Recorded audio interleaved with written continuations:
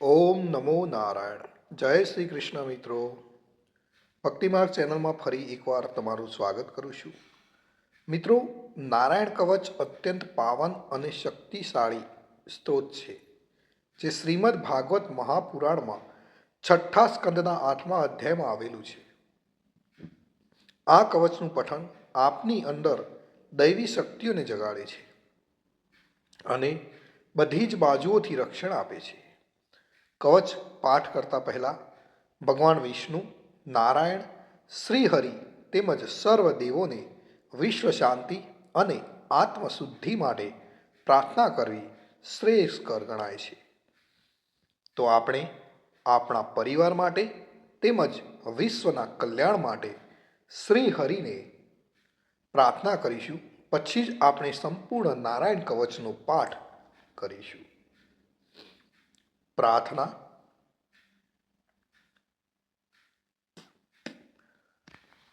હે પરમ નારાયણ, અનંત અનાદિ વાસુદેવ, હે જગતના ત્રાતા, ધર્મના રક્ષક, આજે હું આપની શરણ આવી ભયમુક્તિ, શાંતિ અને શુદ્ધિ માટે હું મારા મન, વાણી અને કર્મથી આપની આરાધના કરું છું. હે દયાના સાગર, અમારી ભૂલ ચૂકોને માફ કરી અમારું રક્ષણ કરો.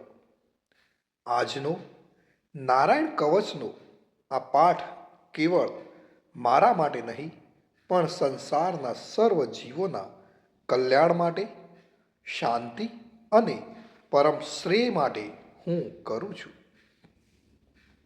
હે હરિ, મારી આંતરિક અને બાહ્ય દુઃખોને નાશ કરો, મને સત્પથ પર ચલાવો અને મારું મન હંમેશા આપના ચરણોમાં અડગ રહે એવી કૃપા દ્રષ્ટિ કરો. ઓમ નમો નારાયણ. ઓમ નમો નારાયણ. તો મિત્રો, આપણે નારાયણ કવચનો આ સંપૂર્ણ પાઠ સાંભળીશું, તો જ એમાં જે કહેવામાં આવેલું ફળ કથન છે એ આપણે પ્રાપ્ત કરી શકીશું.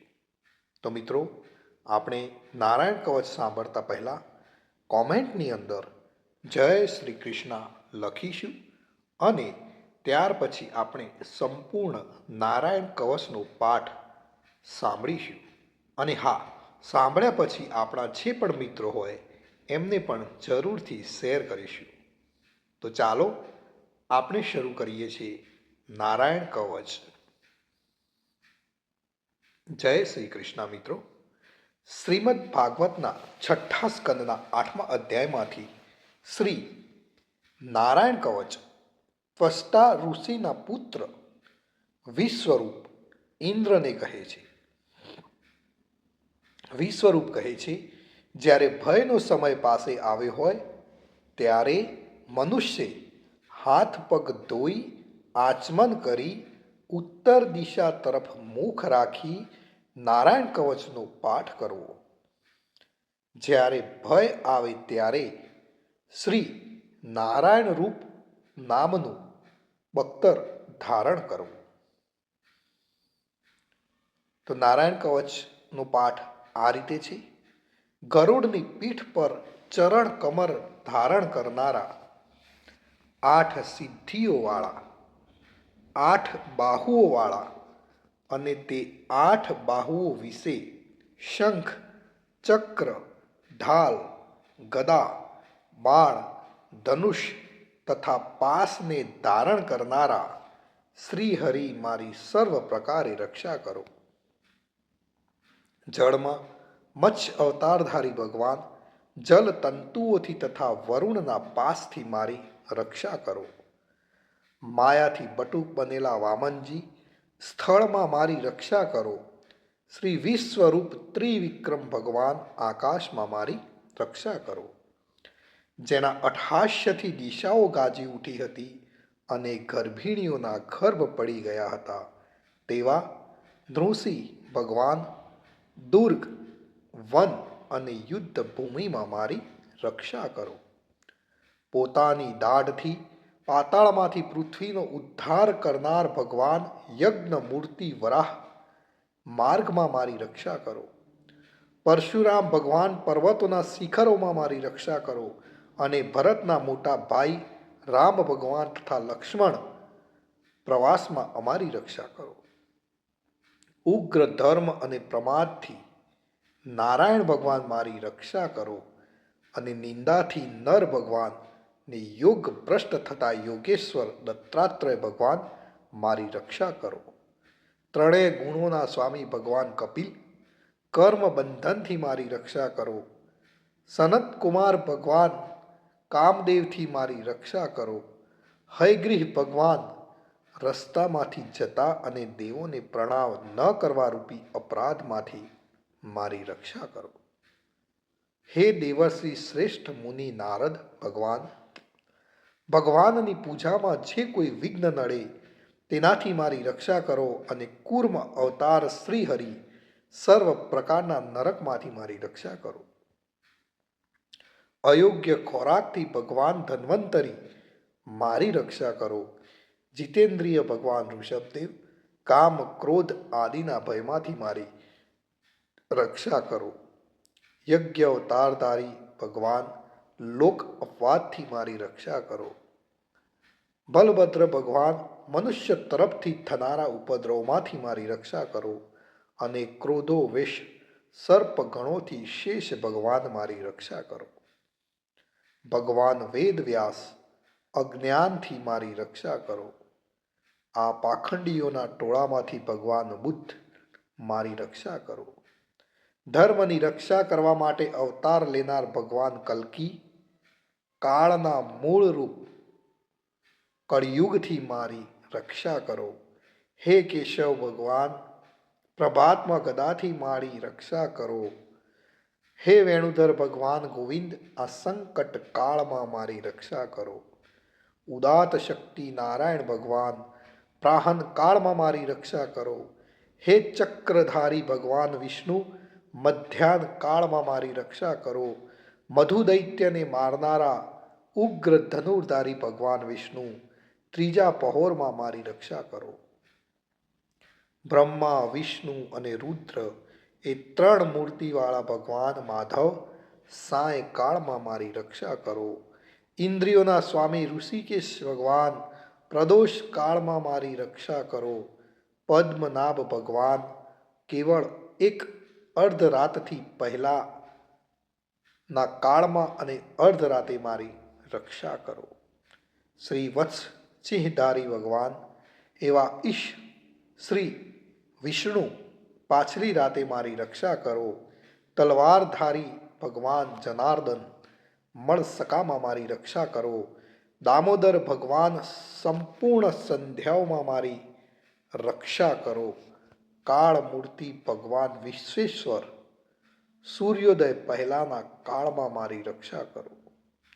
હે પ્રલય સમયના અગ્નિ જેવી તીક્ષ્ણ ધારવાળા ચક્ર વાયુવાળા અગ્નિથી જેમ સૂકું ઘાસ બળીને ભસ્મ થાય તેમ મારી શત્રુ સેનાને ભસ્મ કરો. હે વ્રજના જેવા તીક્ષ્ણ સ્પર્શવાળા તણખાઓથી ભરેલી ગદા તમે ભગવાનને પ્રિય છો.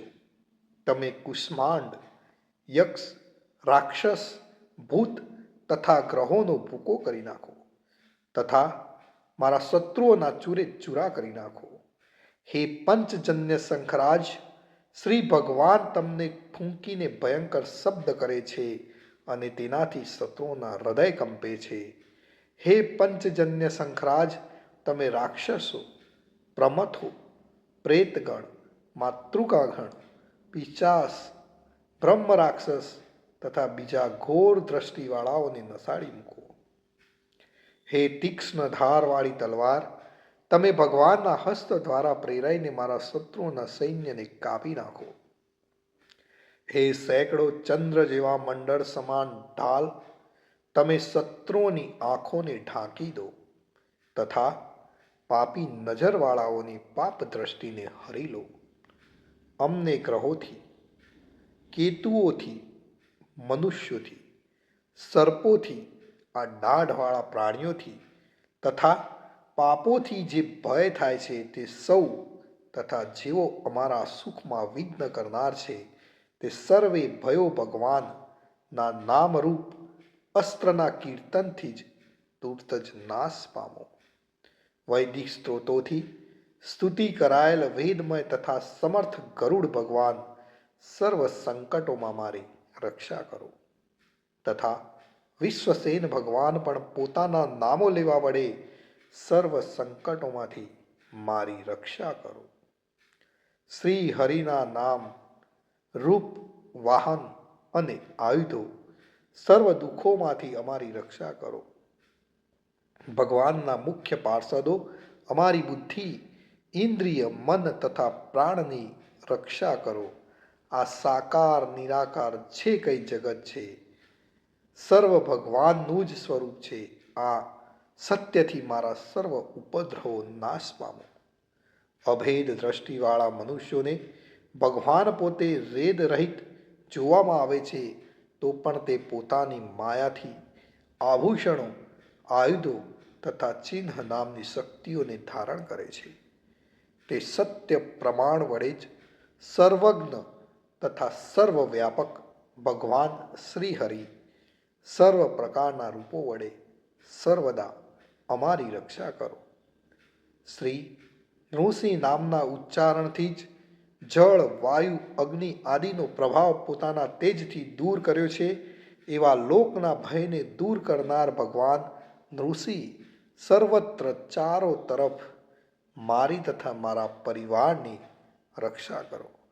જો મિત્રો આપણે નિત્ય નારાયણ કવચનો પાઠ કરીએ છીએ તો આપણને શું ફળ મળે એના વિશે વિશ્વરૂપ કહે છે કે હે ઇન્દ્ર, આ નારાયણ કવચ તમારી આગળ કહ્યું જે ધારણ કરવાથી તમે શ્રમ વિના અસુરોના અધિપતિઓને જીતશો. આ નારાયણ કવચને ધારણ કરનારો મનુષ્ય નેત્રથી જેના તરફ જુએ અથવા તો પગ વડે જેને જેને અડકે તે તુરત જ બધા જ ભયોમાંથી છૂટે છે.